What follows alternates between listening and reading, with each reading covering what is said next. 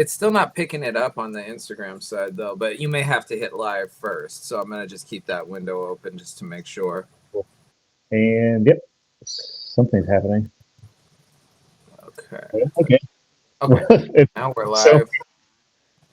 okay. And this is still being ridiculous. Oh, okay. There we are. We're live. We're good.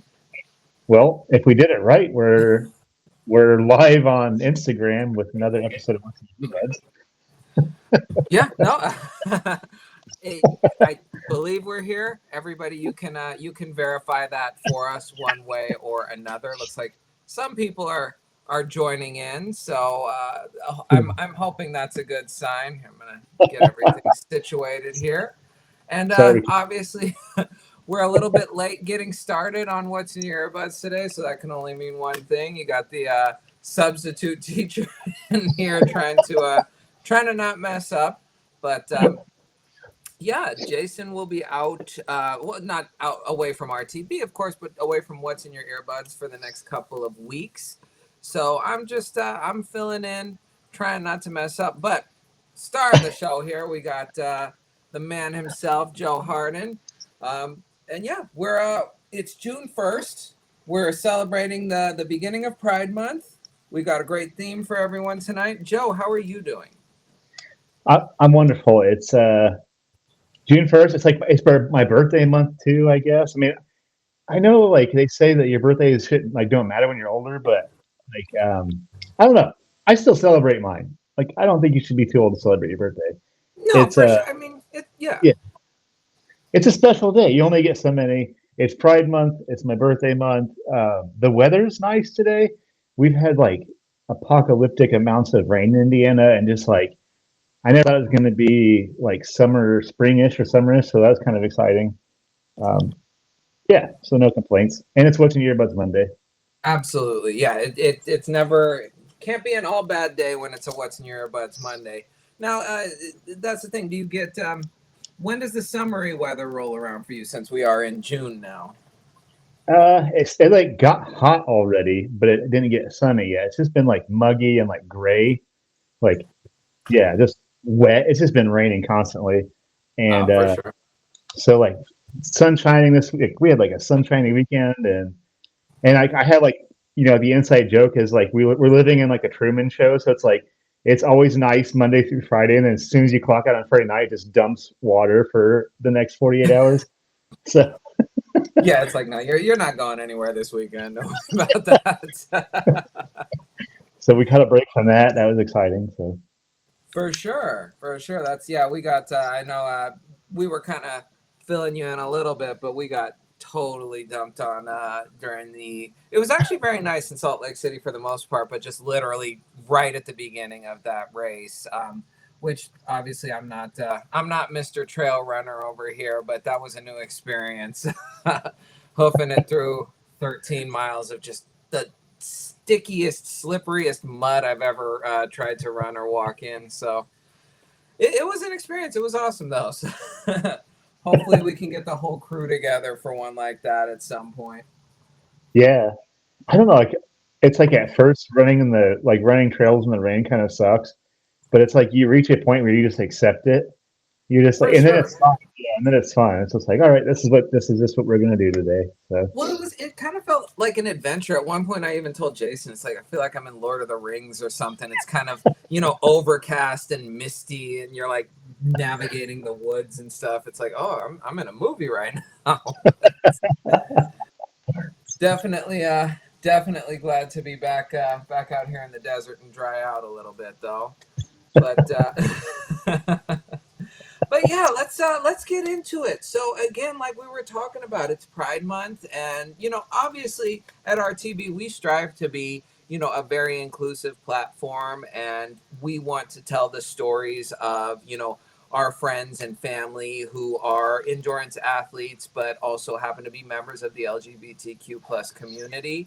Um, so to that end, I thought, why don't we kick off Pride Month with a bang, really, with a tribute to kind of the original Pride, and that's going back to Stonewall. I'm not gonna do the whole history lesson here. I would hope that anyone who's listening has at least some familiarity with it, but there are a lot of great resources out there. So if you do have the time and you're looking to learn something new, you definitely want to research Stonewall as much as possible. But to dovetail with that, I was thinking, what's on your Fight Back soundtrack? What is your, I guess, for lack of a better term, riot music? Oh man, of course, like I'm a product of like the late '90s and early 2000s. I guess it's weird to say I'm from the 1900s, uh, but I mean, obviously, like because it's like of course, I go to like the cliche to me, like kind of like bucking the system or like fighting the man or like fighting oppression. I always obviously kind of lean towards like rage and like there was like a lot of really good grunge music that was kind of like fight back music. And then something that no one ever talks about, there's like a lot of folk music that's very like kind of fighting, anti-fascism, like Dylan, Chicago Farmers, like another one that I can think of off the top of my head, or like even like John Prine always had kind of like an element of like basically like fuck you to like oppressors, basically. So I kind of lean towards like that's two totally different sides of the coin, but that's kind of where I lean towards like fight back music or of course, I always think like punk, like the Ramones too, is always like, or like the Misfits was kind of like, that kind of thing. But No, for sure. And I think that's you hit on in terms of like folk music. We don't I don't know if we're too far removed from it or what, but we don't necessarily think of, when you're talking kind of stick it to the man anthems and whatever this and that.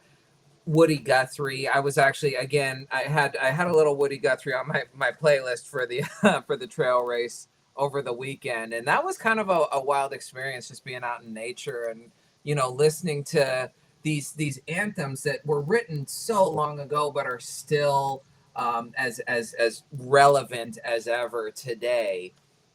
But yeah, I know for me personally, you had touched on Rage, and that's way up there for me.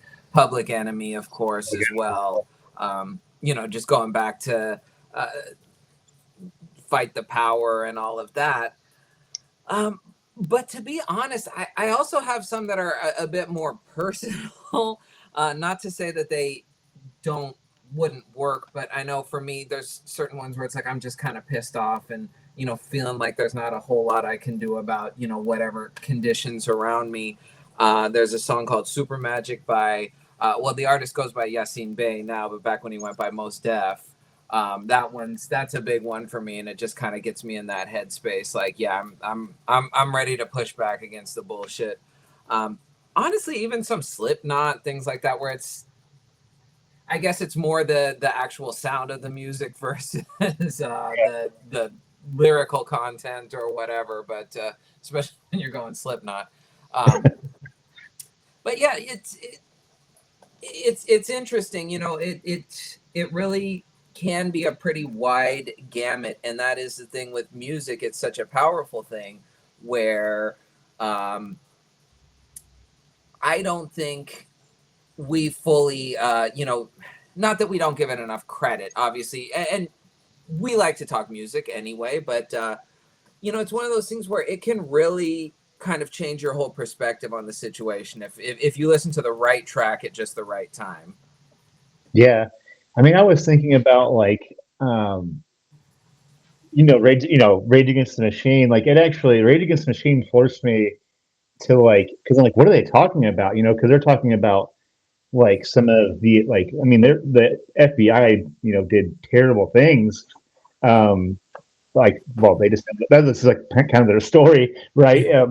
Not just the past, but so like it forced me to like look into some of the things that happened and why they're writing about these songs, and it's stuff that they don't teach you in history class. So so I think stuff like that is, and I don't want to talk about Rage the whole time, but to me, it's like they kind of set the bar. That was like the first music that I ever heard. It's just like, oh, you don't have to you can question authority. And obviously, being a teenager is like the perfect time for me because like wanted to like basically buck every authority figure that told me to do something. So it was like it was like lightning in a bottle. But yeah, I think that was pretty important. Yeah, no, for sure. And I think it would be interesting to talk to people a bit older and a bit younger since we're kind of in the same age group. So, Rage really kind of blew up when we were in what, maybe late elementary, early middle school. So Yeah. it was those kind of like formative, like preteen and early teenage years at that point that we really really did get into it. And you touched on an interesting point. I didn't even really stop and think about how many kind of historic things I learned just by listening to them. um, Even like the album cover, if you remember the one with the and I should be embarrassed to admit that the name is escaping me now. The I believe he was a Buddhist monk who Oh set yeah. himself on fire. And it's like we just thought it's like, oh, that's a wild picture, whatever. And then you like look into the story behind it, and it's again, like you said, these are things that we were not taught in school. And it seems like even now there are I don't think the curriculum has gotten more progressive, but there are less, I guess, secrets about certain historical events, things like that. But still, just so much that we're not being told.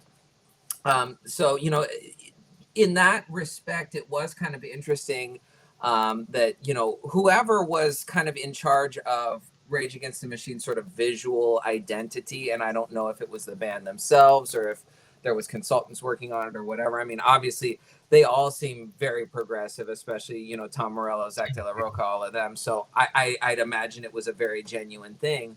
But just even beyond the music, it seemed like their mission was to really kind of be this like eye-opening experience. And again, we were kind of in the right place, right time, age-wise for that, which was huge. Yeah. Yeah, that was their self-titled. Yeah, that was their self-titled album, right? If I I remember believe it correctly. was, yes. And that forced me to why did this person do like setting yourself on fire is like, that's wild. So it was same thing. It's like it made me like because I'm from Indiana. It's like we don't get like a lot of like a bubble, like an unfortunate bubble around the Midwest, So it's like, yeah, I had to like do research. And I thought that was kind of interesting. I mean, some of those things are sad subject matters, but I mean, that was a turbulent time, and it obviously when that was like the Vietnam War was happening, and then so on and so forth. But man, do you remember when Public Enemy and Rage did like they went on like tour together? There was like some great bootleg albums from that tour they did. It was fucking fire too. It was Absolutely. No, that was huge. Because that was sort of the crossover moment that I think they had tried to make happen before. And we're not gonna do the revisionist history thing, whatever. Like, of course, probably 15 years prior, you had Run DMC and Aerosmith doing Walk This Way, whatever, this and that. But anytime that these crossovers had been attempted before between like real hard rock and like hip hop, um, it was more, I guess, a sonic experience, which is totally fine, and it's a great thing in and of itself because these were all sort of building blocks along the way. But this was again kind of more. You had two very aligned viewpoints with these two groups, but two very different sounds. So the way they were able to kind of intermesh those two, and like you said, oh, those bootlegs were fire back in the day for sure. got it. That Walk This Way uh, music video on MTV. That's what introduced me to hip hop. Like I didn't even know. I was just like, what is this? And then like, yeah, and I was just like, wow, like this. Yeah, I guess I can always credit that music. MTV played music videos, believe it or not, in those Right. days. Well, and now there isn't even MTV anymore, so it's It's whatever. gone. But yeah, we so yeah, if you anyone who's under a certain age listening, you just got to trust us on this. So before it became the 24-hour Rob Dyrdek network, it was for a while a lot of weird reality shows. But before then, that's why it was called MTV. Was they actually played music videos, and it was pretty incredible. Yeah, Now, I did you mean, have? Oh no, go on. oh no, I was just thinking like they were on like. Did you ever watch Jersey Shore? Like I couldn't stop. It was like a train wreck. I was glued to it. It was so bad for your brain. I'm I not could. gonna lie and say like I didn't watch it, but I just could never get into it. It was Yeah, somewhere it's like if it's on, I'll turn it on just so I know what people are talking about. But it was never one where it was like, oh, I can't miss Jersey Shore or whatever. yeah, So yeah. I get, well, Real World was the original, and that was probably my favorite of like the MTV reality shows. But even that, like, it was fun up to a point until it was like, oh no, this is all you're getting now. Remember what was the other one? Was it Parental Control? Yeah. Uh, that Control. one, and They did like a road, like real world road rules. That was. Real World Rules the Challenge. Yeah, that was, there was a couple seasons of that. But what was the one where it was like, oh no, Parental Control was the parents picking out the person like who they were gonna date, whatever. But what was the one where it was like a rapid fire dating show? That one was pretty trashy, which I enjoyed. I can't think of what it was called now though. Where it Not, was like one guy and five girls, or one girl and five guys, and like basically, you know, each one of the guys gets their shot until like there's only one left, and like that's who I guess gets to go out with the person. I don't remember what happened exactly after that.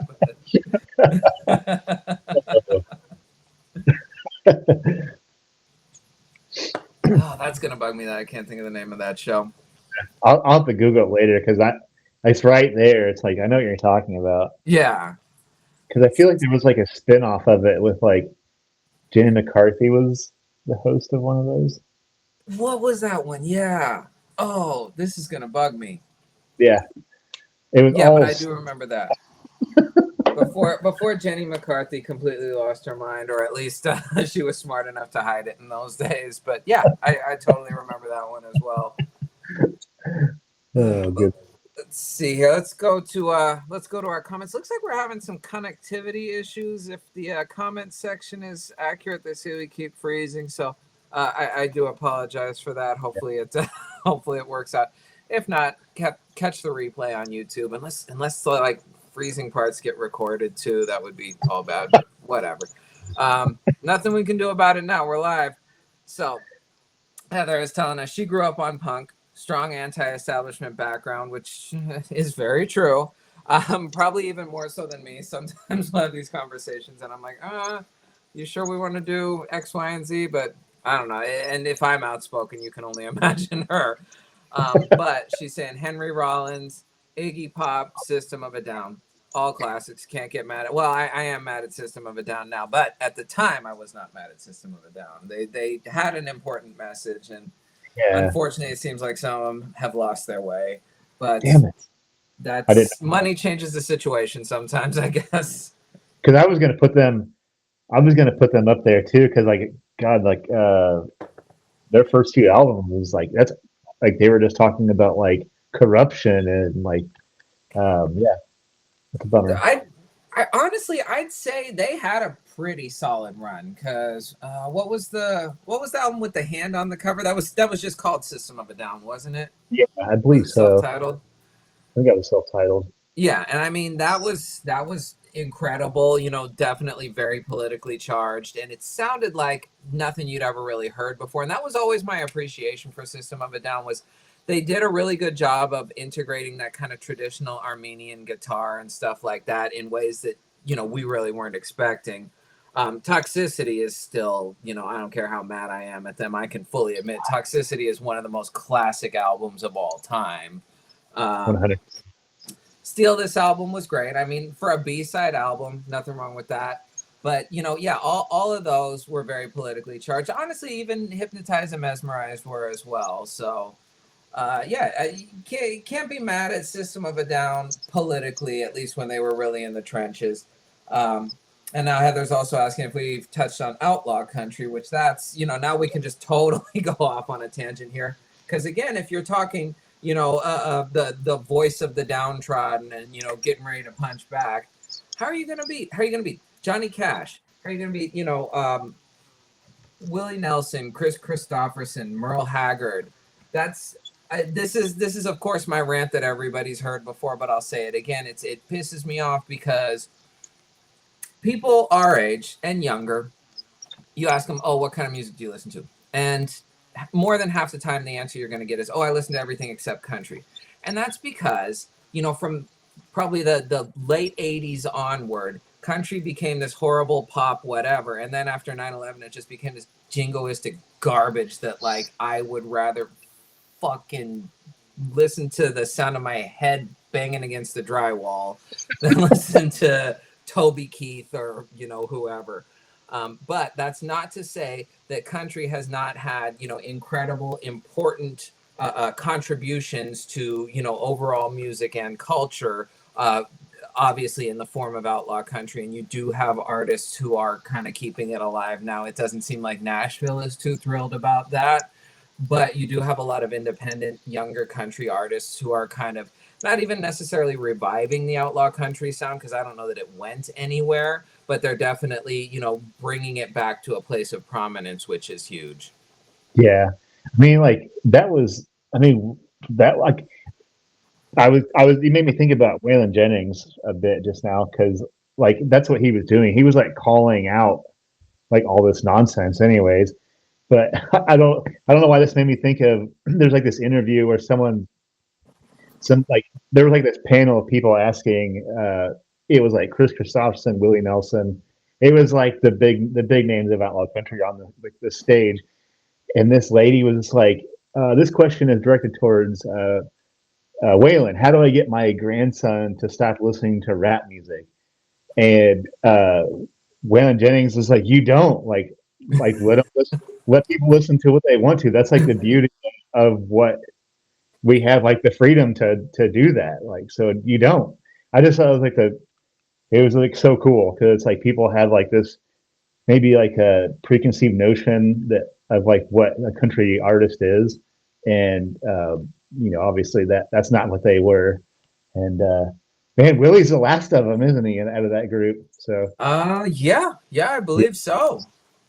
that's it. Yeah, that's it. And I mean, Willie, he's got to be, God, how old is he now? So that's the thing, it is important to see that there are others, kind of picking up the torch and running with it. I obviously won't name drop. Some people listening know who my cousin is, and I'd like to think he's doing a really good job of that. Although there's some drama that I'm not willing to speak on right now with his former record label. Suffice No, it to say, he is in a position where going the indie route probably will not hurt his career anymore. But that's why if you happen to see a Charlie Crockett album named Clovis come across your Apple Music, Spotify, whatever, and you listened to it and loved it, and then went to listen to it again and it disappeared, that's what's going on. But I'm not going to get into the details too much. I kind of wondered about that, but okay. Yeah. Yeah, that was a phenomenal album. It was honestly, I'm hoping whatever needs to get done gets done so that we will have access to that as fans again, because that was honestly one of probably top 3 one of his albums right there. Okay. But that's kind of the nature of the beast with outlaw country. Like I said, they don't let you be an outlaw if you're signed to the label. So that's why I do think it is important to see a lot of these younger guys going the indie route, and they are doing exciting things in country. Ryan Reynolds. Ryan Reynolds, the good Ryan Reynolds. He just chimed in that Charlie Crockett is great, at least the stuff of his that he's heard. Explore that catalog. You're not going to be disappointed. He's phenomenal. We've got Heather's also chiming in with Nina Simone. See, now we're jumping into another direction, but yeah, absolutely Nina Simone. Fantastic artist in general, but again, there was a message behind her work. Did not necessarily get the I think she got the respect from the fans she deserved, did not get the respect from the industry that she deserved. And let's see. Oh, Waylon Jennings. Oh, Pussy Riot, of course. That's big time protest music right there. To the point that if you're banned in your home country, and your home country is Russia, you're probably doing some major rocking of the boats. Oh, this came up over the weekend because my daughter was asking about Sinead O'Connor. I consider, I mean, she was like calling out uh, the Vatican, right? So Yeah, she was like, so I would consider that, like fight back music, or I mean, unfortunately, it did what it did to her career, but yeah, she was calling people out like that's so good. Yeah, I know she's been gone for a while, but I consider that like kind of like fighting oppression, I guess.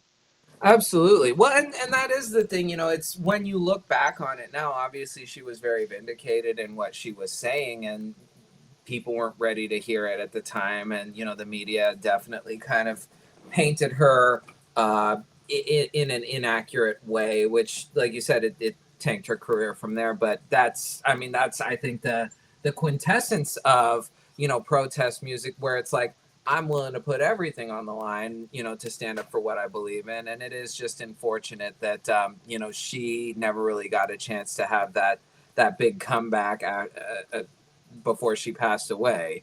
So, it's just one of those things. Unfortunately, I would certainly hope that the lesson isn't lost on everyone. You look back on it now, and it's like that was literally a very historic moment on Saturday Night Live of all places. Like, Yeah, what? yeah, yeah. I mean, it was a big deal when it happened. Huge Yeah. deal. Huge deal. Here, all right. We're gonna. Oh, okay. What's up? Also, I'm a Henry Rollins fan too. I just wanted to put that out there because I love Henry Rollins. But Henry Rollins is a national treasure. Henry Rollins is just, even beyond music, he's sort of a modern day philosopher. If you listen to that guy talk, he's just like the most no bullshit. And it's interesting because I don't know that there's really anyone else in his space who is able to speak as confidently about the issues as Henry Rollins, but without injecting their own ego into it. And if anybody deserves to have an ego, it's him. I mean, if you look at how enduring his career is, um, to the point where guy, I saw a meme the other day that it was the Misfits, the skull logo and the Black Flag logo, and there was one other one that said, "Yeah, these are live, laugh, love for middle-aged dudes," and it's like, yes, sad but true.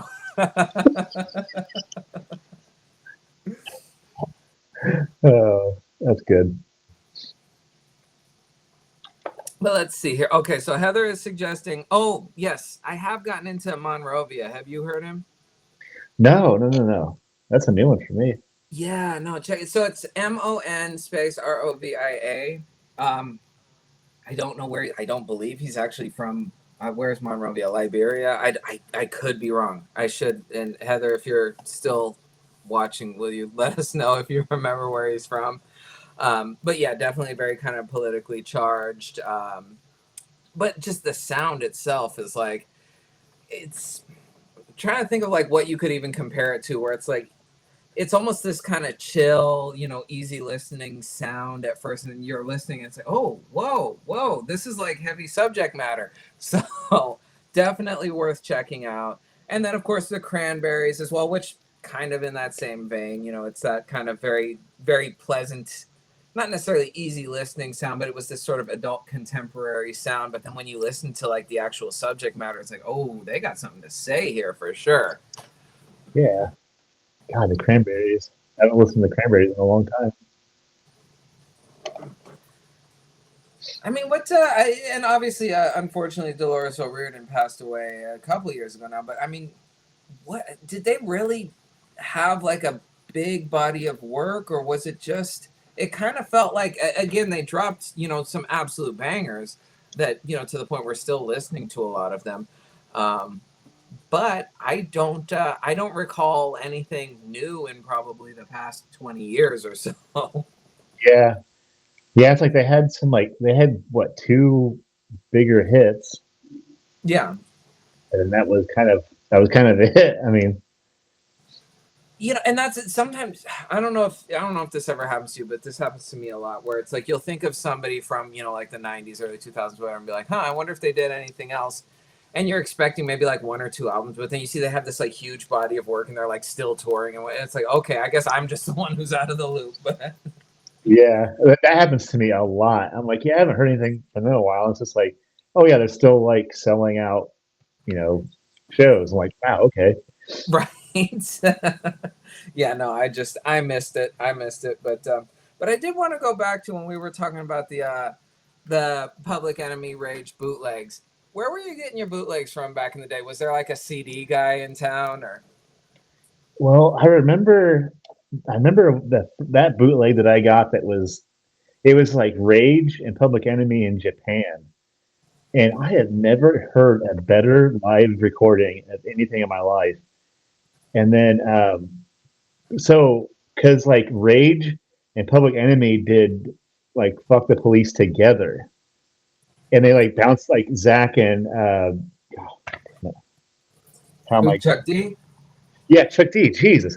Like bounce back and forth like in between the choruses. I was like, oh my God, it was so good. But it was just like there was like this kind of like a karma. Was karma a thing anywhere else other than Indiana? It was like a Uh, head CD shop. Like it always smelled like incense and like okay, yeah, yeah, we had I mean, there was a lot of like indie shops like that in the Bay Area, but there was like a regional, I guess you'd call it a chain. They had 5 or 6 locations called shit, Mighty Quinn. So it was essentially that, like, yeah, you'd go buy your like rolling papers or whatever, but they also had CDs and like what it was just sort of a a general store, but for like teenagers, like yeah. anything that you'd want at about age 16, 17. I would go there all the time, because it's like, where else does a 16-year-old get like incense and rolling papers and whatever whatever album came out? I like bought this tape off of the guy, like this dude named Dan that like worked the counter. It's like you know, like hippie that worked the counter. It's like he's just like, dude, this is like the best thing you ever hear. And it's like I wore that tape out, dude. And I've done everything I can to try to find that concert on like there's like that usarchives.com where you can apparently you can find like every recorded live show. Cannot find that. And it's just like I've never heard a better live concert like tape So before. this was literally like some dude in Japan, like recording the concert himself and then making like dubs to, I guess distribute through his own network. That's wild. But see, Yeah. those were always the coolest ones. I had a couple like that, and I can't think of any. Like a lot of them were like Jamaican dancehall artists and stuff like that. Where, and back in those days, we didn't have Shazam. We didn't have half the time. You didn't even know who the artist was. But it's like, oh, this is like blowing my mind right now. So Yeah, if anybody can find that concert, like I would pay money again to have that concert on. I don't know. I don't even know if I have a CD player anymore. Like right. somehow to be able to download the thing, but it was so That's good. I was okay. Well, and anyone out there, you heard it. There's a bounty up. If you can come to Joe with that concert, there will be some prize in it for you. I'll even throw in I think I have a couple What's in Your Earbuds beanies. I'll throw one of those in for you as well. So anybody who can get that concert to Joe, get on it. It'd be Um, funny. It'd be funny if it's like super easy, but I can't right? find it. Like, it's just like on YouTube or something Yeah, like that. Which you will sometimes. There's like these random like amazing concerts that it's like I didn't even think that anybody would have been filming this artist at this time. um and you'll just find it on YouTube. There was one, shit, was it well, there's a really good Bob Marley one. I don't think he was, I don't know if he ever played MSG. It was somewhere in New York, so he must have been touring America at the time. But there was another one. I want to say, God, there was like a couple artists, but Eka Mouse had a set on it that it was just like phenomenal. I don't even remember where it was recorded or anything like that, but that's what I'm saying. You just come across these concerts sometimes on YouTube, and it's like, damn, well, thank you for whoever uploaded that. yeah, because you don't see a lot of like live recordings of Bob Marley, really. Not like a ton of them.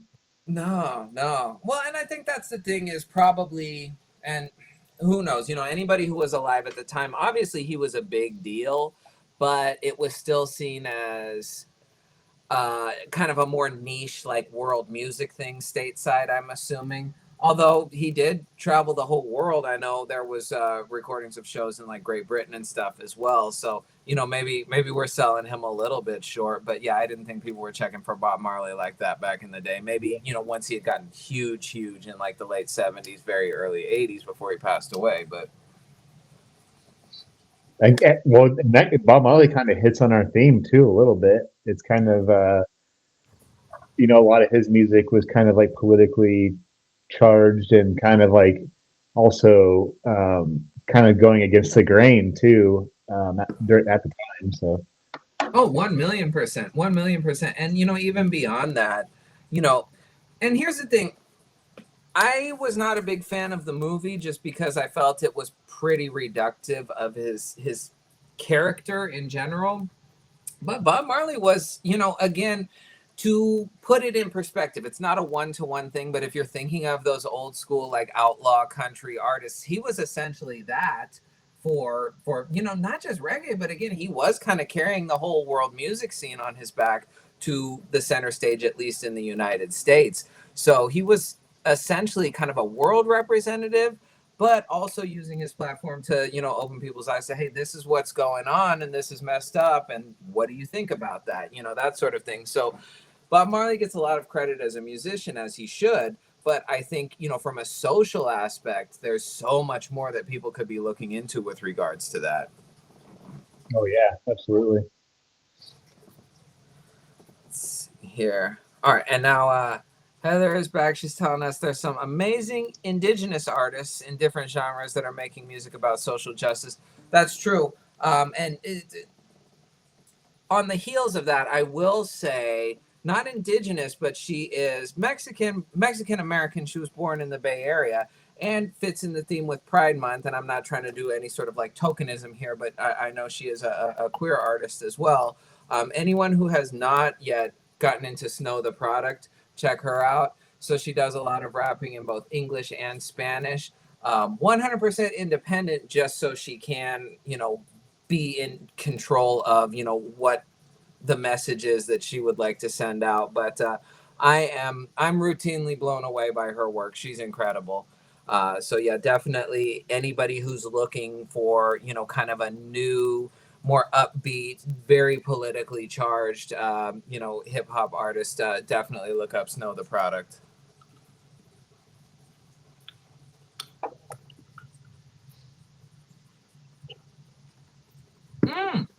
Whoa, Ryan Reynolds coming through with like the Hail Mary to the end zone, and like nobody's even defending, because I don't know how both of us missed this one, but thank you, Ryan. Bad Religion. So he says, oh god, yeah, right. He says American Jesus is a constant for him, which as it should be. Yes. Yeah, I don't know how we missed that one. I'm actually a little bit embarrassed, but thank you, Ryan. yeah, thank Truth you. be told, I mean, you could throw Dead Kennedys in there as well. Yeah, God, I mean, there was a lot from, old Dead Kennedys, new Dead Kennedys, not so much, but yeah. Kind of a same deal as we talked about with System of a Down. Only the difference is like the main guy isn't even there anymore, and he's basically said as much, that this is not the same band. So yeah. God, there's so much punk music that I could think about. big time. Well, the Clash, which again, Yeah. I'm not super into punk. I listen to it, but I don't consider myself an expert by any stretch of the imagination. But I would say, one, just in terms of being politically charged, but two, just the sound itself.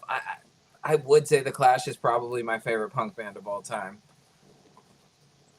Oh God, the Dropkick Murphys, like just because maybe not just their music, but they are like very outspoken. Like where they stand with all the the nonsense that's happening. So I would say the Dropkick Murphys, just because they stand on their business too when it comes to how they feel about all the all the crap that's happening out there. 1,000,000%, 1,000,000%, and you could get even well. Going back to Rage, just think about what was the cover album called? It was just called Renegades, wasn't it? Like literally everyone that they covered there.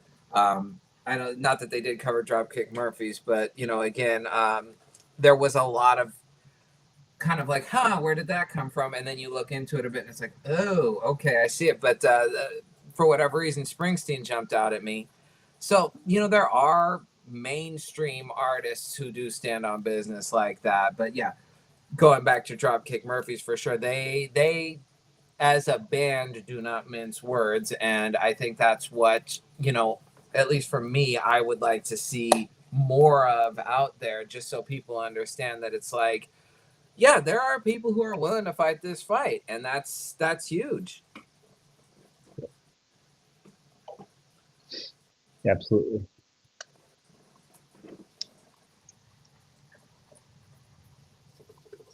Trying to think, like, okay, now what I guess what's the most kind of politically charged artist you've ever seen live? God, I have to think about that. Well, I mean, I would have to say, God, I've seen so many concerts too. Politically charged. I would say when I went and saw Iggy Pop, he had quite a bit to say about that. Was God, that was a long time ago too, though. But yeah, Iggy Pop was one of them. God, he was so good live too. Like, and he was like, God, he was a dinosaur then. He's still doing his thing. But That dude has been like 100 years old for my entire life. I was thinking Seven Dust was actually pretty politically charged when I've seen them live. Like not in their songs, but like they took time out to like speak on some things then that were going on, because that was like during there was a war happening at that Yeah. time. So, God, they were so good too. I saw them on like a B stage the first time I ever, like they were the opening. They were like a side. They were like a beast opening on a B stage, like for the B stage main line or main act, and I was like, what are these guys doing on this stage? And it was like, Right? yeah, and I feel like they still never got their due. What a tremendously amazing band live!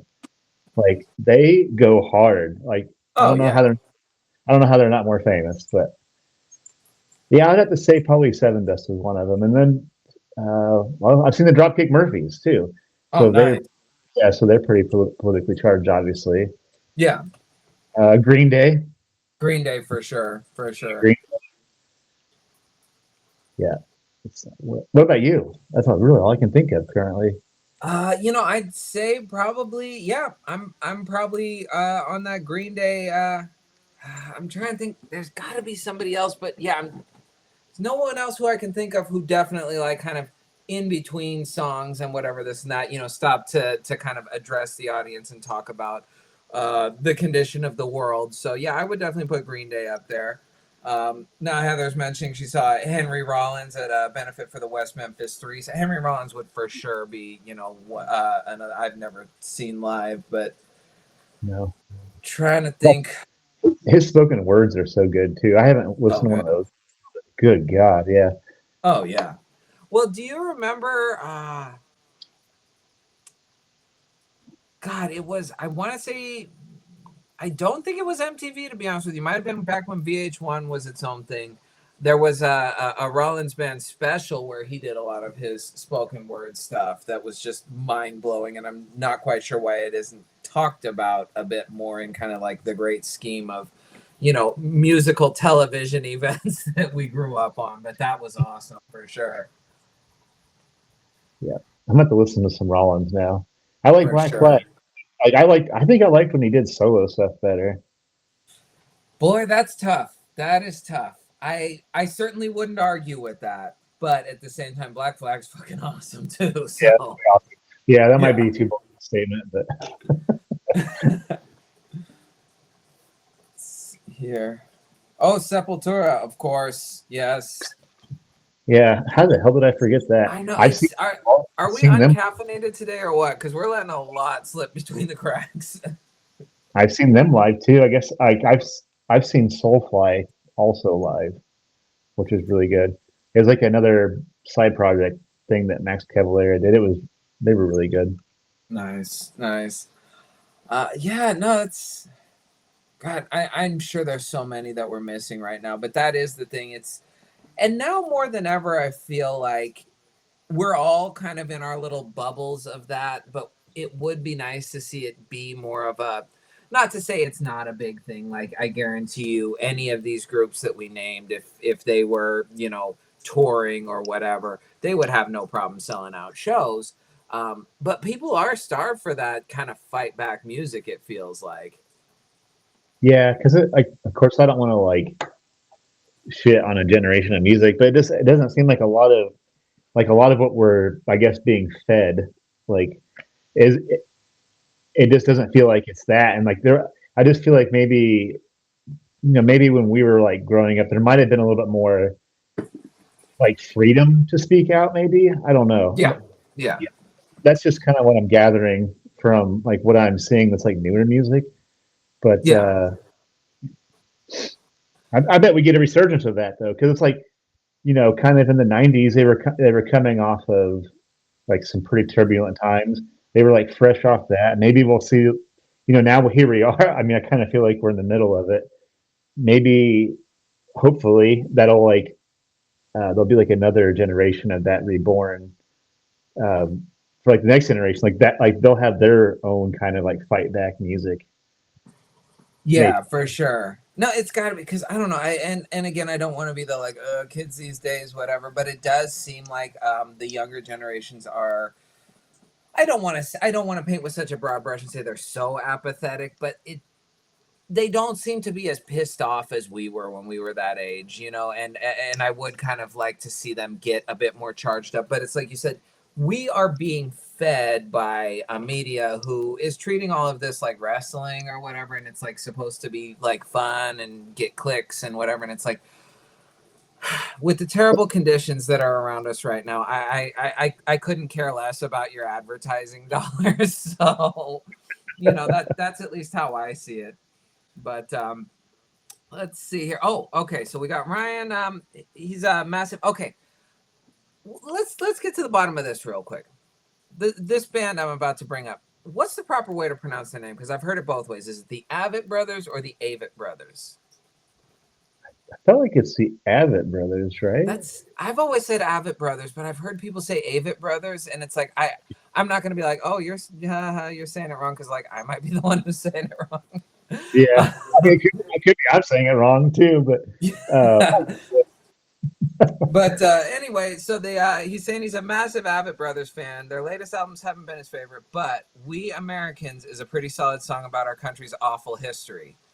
Oh, okay, and now he's coming through. He's saying Avett, he believes. So so we may have our answer. If he's the massive fan, I'm going with his pronunciation on it. yeah, I'll go with whatever Ryan says on that one. For sure. And Massachusetts Miss Amazing is joining us with Panic at the Disco. Oh, okay. For sure. I had our Panic at Mile 22 shirt. That was part of my official race kit. Didn't get any pictures of the back of it. That was the best part. I literally did it because like, oh, people are gonna laugh at this, which probably not the best idea when you're trying to inject comedy into something that should be for performance. But again, we've talked about it ad nauseum. I'm so sick of that stupid Satisfy campaign that they did a couple weeks ago with Adidas, that idiotic circle pit. That was the most mediocre white man small dick energy bullshit I'd ever seen in my life. And Satisfy, you suck. And Adidas, I'm shocked that you would have signed off on such a thing. But to that end, I figured out a way to do the moth tech. It's literally just you take a seam ripper and stab your fabric. You stretch it taut and stab it like a psycho. So I had done RTB in that moth tech style down the back. I'm gonna have to. I washed the shirt so I can put it on again and get pictures of it. But I haven't been angry in a while because I haven't thought about the circle pit. Every time I do, it's like I get embarrassed at how angry it makes me, but it was the stupidest thing. And then the thing is, it's like people are like, oh, well, it was fun if you were there. You're just jealous. And it's like, are we trying to bring new people into this sport or not? Are we trying to make this accessible or not? Because like, I couldn't care less about, you know, some influencer douchebags having fun at a fucking pump track in Oro Valley. That's the lamest fucking. Sure, yeah, I'm sure it was amazing if I was there. But the larger point being, it was a stupid thing. And Satisfy, you should be ashamed of yourselves. And I will stand on those words. At me, motherfuckers. I got blocked from commenting on their page. No way, really? Yeah, it's like not blocked, but you. Of course, I had to like unfollow it because I was like gaslighting myself with their stuff, and then I would just like spiral with anger, and then like text you guys whatever I was pissed off about with it. So I was like, all right, just go away from this. But man, yeah, No, that was all. But well, all yeah, that to say, I had a Panic at the Disco, but with custom moth tech down the back to run Salt Lake City Foothills. And we're getting more confirmation. Heather is also chiming in that it's Avett Brothers, and I know she actually has a tattoo of some of their lyrics. So again, we got superfan Ryan Reynolds and superfan Heather with the Avett. So that's what we're going with, I guess. I guess we're the ones who've been saying it wrong. it's a consensus. I For agree. sure. For sure.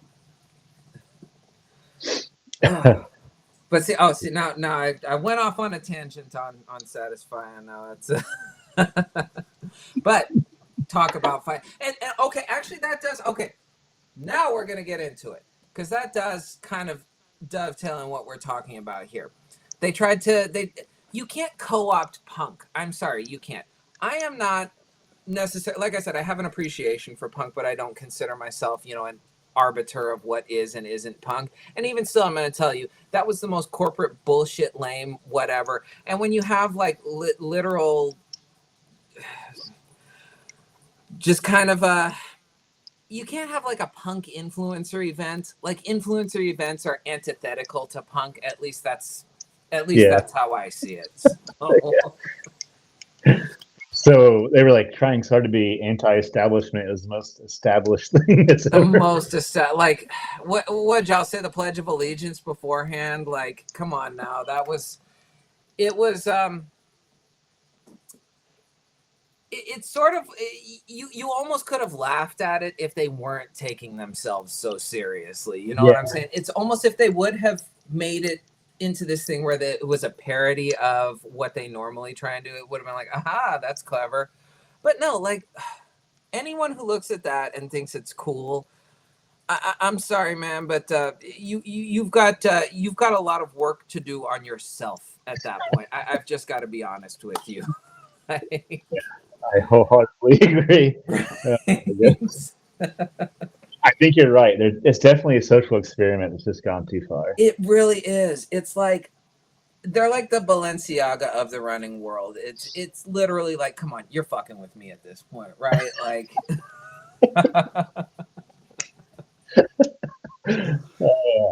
Hey, this all ties in well with fight music, and they had like I almost feel sorry for some of those bands that were there.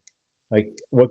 They're like punk cred is or like has to be just like in the toilet at this point, right? Right? I forgot who they had there. Oh crap! I can't remember. I was just so upset about it. It was this like post-apocalyptic Mad Max dystopian. Just everything about it was just so awful. Like I don't know how if you can watch. You know, I don't know if they did like a full video or whatever. I don't follow them on YouTube, but if you can watch that little like 1 minute post that had initially dropped the first time and not have your blood boil, you're a lot more patient than I am. Put it that way. Oh, okay. We got a question for you. Are you a Bad Brains fan, Joe? No, I mean, I don't know why I've never given them their due. Like, I still have so many things I need to listen to, but yeah. Now, I guess in that same vein, not quite as I guess probably not quite as hardcore, a little bit more fun. What did you think about? Okay, I'm gonna butcher this one too. Everybody pronounces the name Green Jelly, but apparently the band's real name was Green Jello, but they weren't allowed to say Jello, so it's spelled Jelly. Where did you stand on them? Oh God, what was the music video that? The Three Little Pigs. Oh God, I always put that on our playlist every year. God, so I love green jelly, by the way, but because that music video came out, and I was just like, it was so far, like to me, it was so far ahead of its time. But Oh, it was wild. yeah, like, it was so wild. So 100% love green jelly, but The claymation Three Little Pigs was up there with what was, and here we go. Here's our weekly mention of Tool. What was the Tool video that it was like the stop motion? I thought it was Brothers Quay for the longest time, and I was a little bummed to find out it wasn't. Was it God, oh, I can't think of it now. But that was kind of around the same time. And those were two just absolutely mind-blowing videos to me. yeah, they did one for prison sex, which I know is not the maybe the best title, Right. but like yeah, it was a very God, yeah, that was Adam Jones did the claymation, I think. Like, Yeah. Yeah, I believe that's correct. oh yeah, God, yeah, yeah, that video is so good. It really was. Yeah, Now, off the under, wait, what's up? it was off the Undertow album. Like that's yeah, what a way to start a career. Right?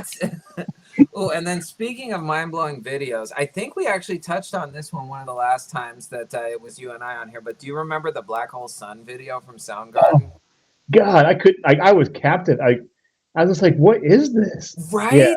Like the like creepy like CGI smiles and stuff like that. That was like I mean, obviously they still make music videos, but they haven't made music videos like that in quite a while. no, That was like it was like cinema. Like even if you didn't like the song that much, because I've become a much bigger Soundgarden fan the older I get. Um, I Hmm. wasn't like huge into Soundgarden at that point. I think I was probably a little too young to have a full appreciation of like it's cool, but there's something very kind of like technical and intelligent about Soundgarden sound that like not to pat my own self on the back, but the more you kind of train your ear, the more it's like, oh shit, these guys are blowing my mind right now. Um, Yeah, like I listen to more Soundgarden now than I probably ever did because there'll be I don't know why this happens to me, but I'll have like this one few days out of the year where I will listen to The Day I Try to Live on repeat because like have you ever heard a song that's like so well? I've never heard a song that's better put together. Absolutely, Like absolutely. from start to finish, that song just like you don't want it to end. Oh yeah. So I will say like I have my kind of like lock-in playlist where it's like if I'm out for a run and I'm just dying and I'm hating it and I want to go inside, but like I know I have to get it done, I'll put that on. And Spoon Man is like one of the first tracks on there just because, again, there's just something about it that like it goes beyond music. It like gets in your brain. And obviously it's not necessarily a song about locking in or whatever, but like you cannot help but get like energized listening to that. And that's sort of the thing with Soundgarden is at least as I was saying before, the older I've gotten, the more it's like they can kind of like control your energy levels, how you're feeling, whatever this. It's more than just music, I swear to God. yeah, one hundred Chris percent Walsh coming through for us. It was Sober. That was the video, the Tool video. sober. Yes. Thank you, Chris. Yeah, I knew it was one of those two, like off that album, but yeah, Yes. Undertow. Like, well, that was not their Opiate was their first album. Sorry, Undertow was their sophomore album. But what a hell of a sophomore album!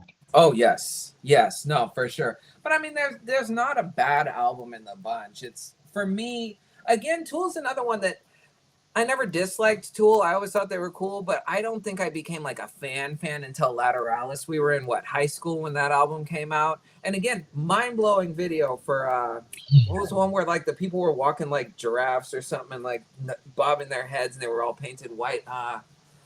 Oh, Schism. Schism, yeah. That Holy was an shit! awesome video too. But Lateralis, for me anyway, that was the album that made me like fall in love with Tool for sure. Yeah, yeah. I think Anima got me, and then I went back and bought Undertow and Opiate, and I was just like, oh shit! And just like Undertow, just yeah, like start to finish, great album. Then they had like that crazy ass hidden track.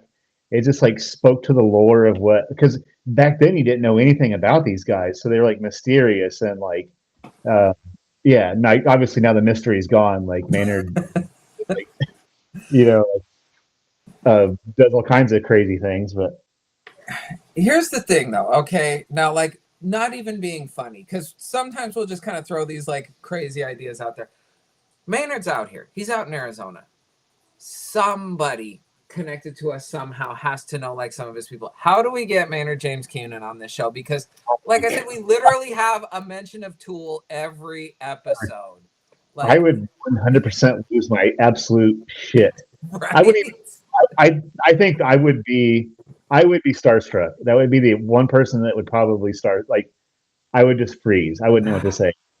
Right. Okay. So that's What do I? especially now with Jason and Lori moving out here, and this is going to be essentially RTB is going to be headquartered in Arizona for the next little bit. We have to find a way to make this happen. We absolutely do. That would be. I think then I could finally be like, all right, like my bucket list is done. It's okay. Good. Like, is that just like, okay, we're retiring the show. We're never going to top an episode with Maynard James. Does it get better than yeah. Yeah. I wouldn't even know what to say to him. He'd probably be like, "Oh my god, these guys are just dumb," but that'd be so cool. Right? I bet he's pretty cool. He's had to deal with all kinds of dipshits. I'm sure he could survive us. Oh yeah, no, yeah. You might just be like, no, you guys are dorks. Like, But I would do him. I like your shit, and then I was like, yeah. It'd be like Wayne's World. Like, remember, was it Wayne's World or Wayne's World 2 where they met Alice Cooper? And they're like, oh yeah, man, you rock. And he's like talking to them all like intellectual about, oh, most people don't know the history of Milwaukee is X, Y, and Z, whatever. It'd be like that. Just like, yeah, man, you totally rock. And he's like talking to us about whatever random thing. The Fibonacci sequence or something. Right? Yeah. Oh man. Yeah, someone could do that for us. I don't even know how to repay you. Right. Or like if somebody just has like a name of someone, I'm usually pretty good at untying these knots. If somebody can get me started, like send me down that rabbit hole. I will reach out to his people personally. We've got to make this happen though. So whoever's listening right now, DM one of us. Oh, and then yeah, Heather even said Maynard would have to be the last show, then you'd have to retire. So, Yeah. now, for spoken word, are you familiar with Listener? No. Now that Heather was actually asking about, and Heather kind of got me into him. I don't know much about, but definitely in terms of like, spoken word, in that same kind of Rollins vein. Not a one-to-one thing. He plays like a trumpet and stuff like that, so it's a little bit more brass heavy, but definitely worth checking out. And we'll have to get you kind of a list of like what to listen to get acquainted. But yeah, definitely check out Listener as well. Yeah, lay it on me. I mean, I like the idea of like there being like, that's kind of cool as like a trumpet, like what's the word I'm looking for? Like that's just different. I've never heard of that. But yeah, I'd be totally into checking that out. For sure. Yeah, he's just kind of this weird, like he looks like Daniel Plainview in There Will Be Blood. If you remember the I almost say Robert Downey Jr. Daniel Day-Lewis character.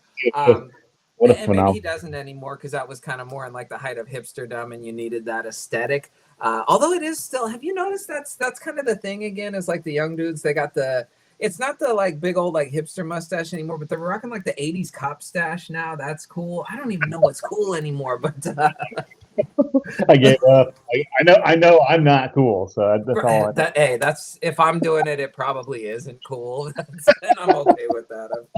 I've gotten to that point in my life, but yeah. Interesting aesthetics, that's for sure. The little mini mullet too, I've noticed, has made a comeback. I guess that's the thing. That's the cycle. We're kind of back to that 80s Yeah, fashion now again. Pops that's up what I every so often. that's what I noticed with graduation Friday is like a lot of kids, well, I guess men because they're 18 years old, all had long hair because I was like looking for Hunter. I'm like, Yeah. but they all have long hair, so I was like, I couldn't find my kid. I was like, oh, there he is. But that's like long hair is kind of coming back. It seems like, according to my brief moment with like a bunch of 18-year-olds over the weekend. For sure. Well, yeah, it's got to be because like the broccoli hair, it's been a thing for a while. So I'm assuming like now the younger crop just coming up of young men, whatever, they're rebelling against that style. So like, oh, you see all you broccoli hair kids making fun of us old guys. Give it a year or two, and the dudes with the long hair and I guess the mini mullets as well, they'll be the ones making fun of the broccoli haircuts now. So.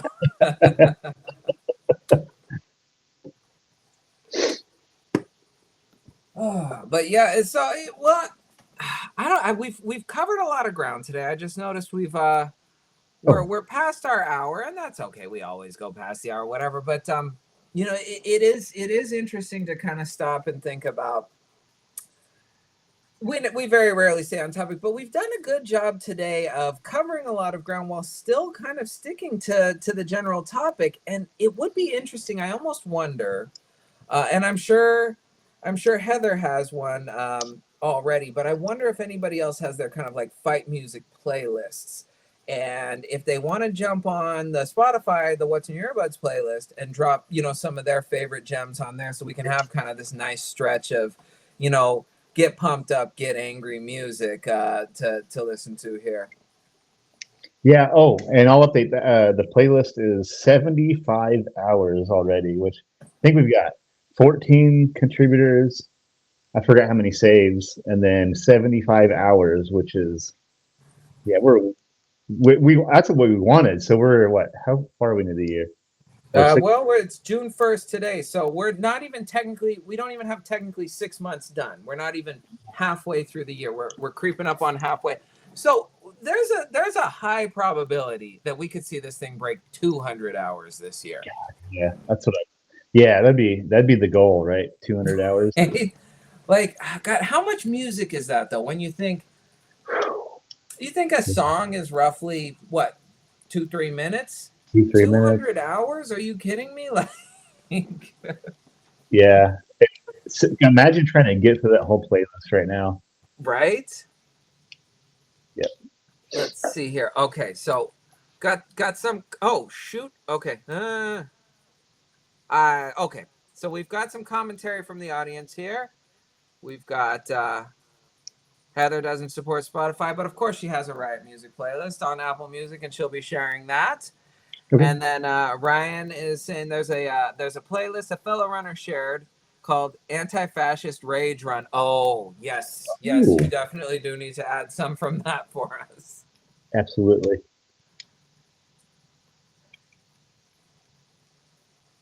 Absolutely. Man, Tom Morello had a really good one.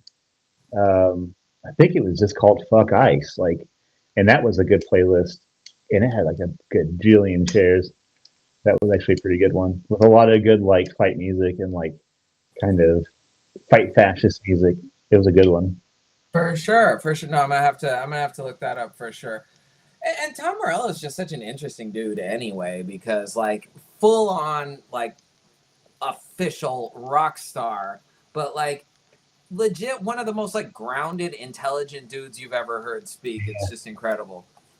And I would have to say there's like a few guitarists that when you hear, you're like, that's who that is. Yeah, Like nobody sounds like him. So yeah, he's definitely up there for sure. He's yeah, and that might be an interesting subject for one of our future episodes here, because I do think, and doesn't matter. Pick the instrument. It doesn't matter. There's going to be people who, they have like a signature sound with it. But definitely when it comes to guitarists, there's certain ones that it's like,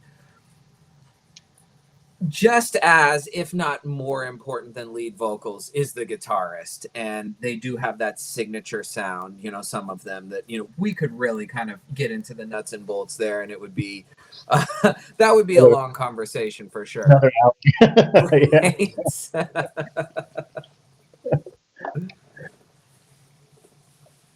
I think my cats are doing so. I guess they're getting ready to rebel because it's going to be about dinner time. So I guess, we got to fire it up. Right? Yeah. Yeah, watch them throw on some angry music and let me hear it in a second. But yeah, I guess they're telling me that that's our cue to wrap it up. Oh, Brian May. Yes, thank you, Ryan. Brian May is another very distinctive guitarist for sure. And another like super intelligent dude. Isn't he like he's got a degree in some is he like an astrophysicist or something like that? Yeah. Yeah, something really like obscure, like not obscure, but it was like, what? Yeah, something like insanely impressive just anyway, but it's like, wait, how did you find the time to do this while you were Oh, okay, whatever that is. It's gonna get picked up later. But yeah, no, that's so that might be next week's topic. We're gonna sit and kind of think about how we can formulate this.